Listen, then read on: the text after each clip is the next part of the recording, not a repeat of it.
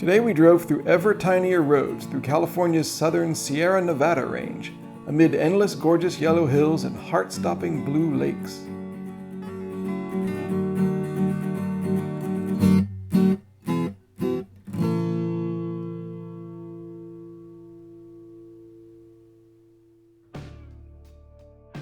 Day 70 was a day of driving. We left our motel in Inyokern, California, and spent the morning over in Ridgecrest, actually the opposite direction from where we wanted to go.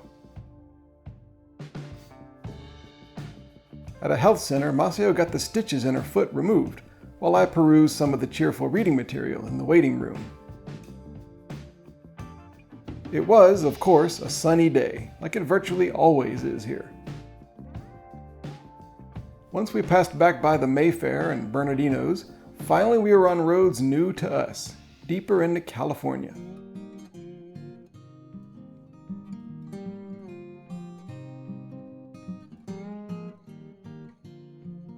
As usual, we stuck to smaller, two-lane roads.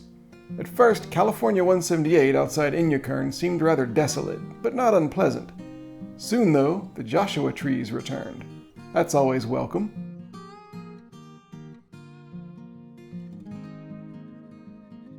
And this time they went on for miles, and they seemed to mark the boundary between the harshness of the hot Death Valley type region and the cooler, higher elevations of the Scodie Mountains ahead.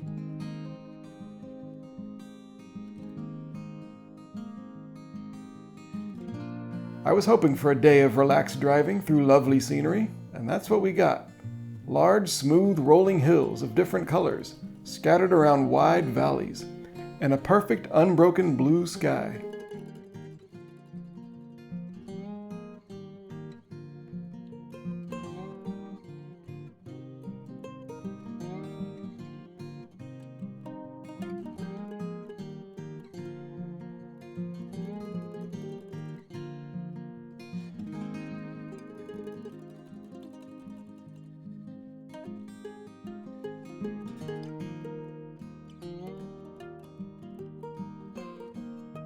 One thing this road trip has changed about me is that I notice the landscape more closely now. Before I would just drive through something like this and it would sort of dimly register in the back of my mind that there were hills around. But now I'm more aware of the path the road takes and where the hills are winding and how the scene changes around each curve. If you do this long enough, you start to perceive a greater context about where you and your car are in the grand scheme of things.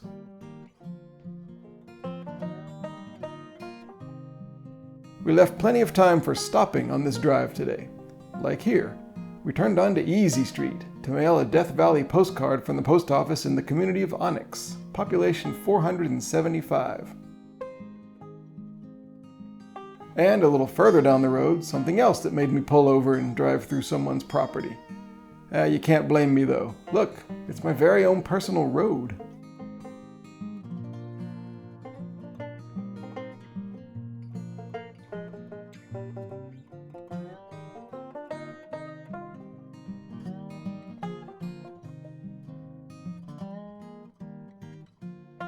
I was so busy gawking at the golden sunny hills that it was quite a shock to come around this bend and see a big deep blue lake in the distance.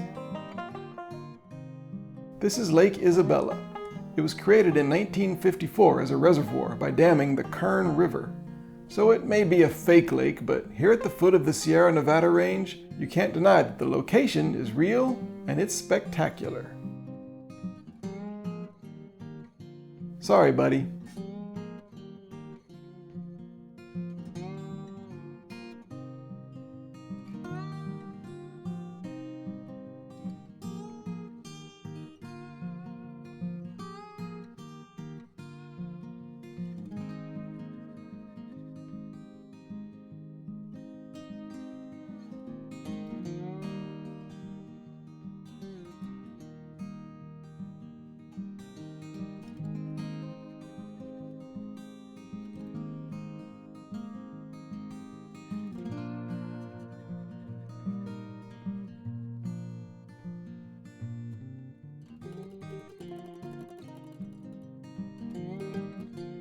After a short break in the town of Lake Isabella, we took a different road. California Highway 155, which passes over the Kern River, was smaller and more curvy, with large light-colored boulders covering the hillsides. In fact, we seemed to keep taking turns onto smaller and smaller roads today, and as the roads got more obscure, the traffic got lighter and the scenery got even more gorgeous.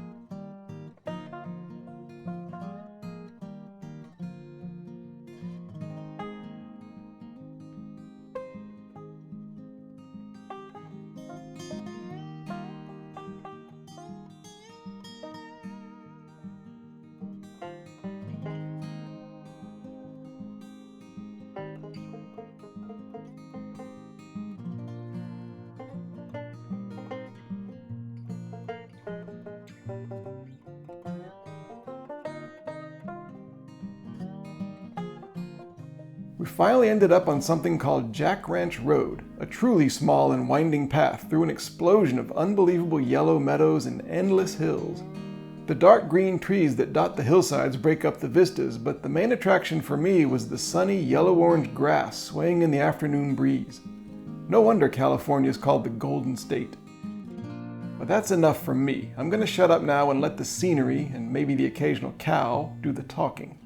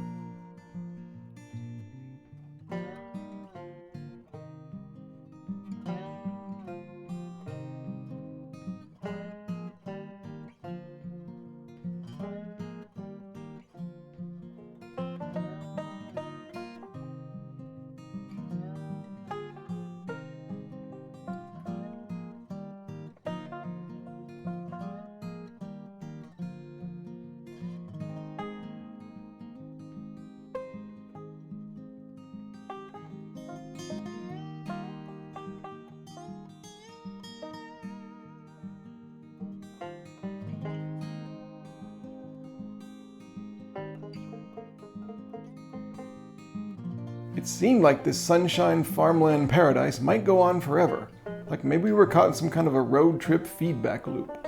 But we did eventually go around this bend, and there ahead was something new, greener vegetation in a flatter and lower landscape.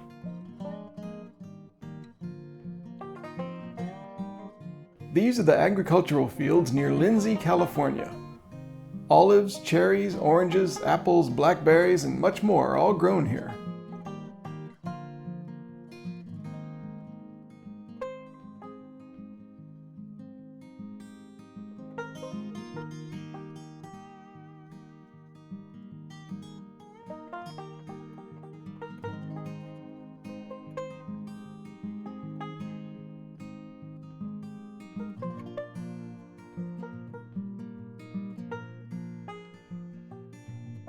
The town of Lindsay has just under 14,000 people. It's long been known as a place that people can come to cure various ailments. For us, the drive getting here had been the restorative part. We found our motel and found our room. I put the food and insulin in the room refrigerator, and we had a sort of camp out for dinner and enjoyed the robust, fertile atmosphere of Lindsay as we sucked ourselves up for our next national park visit.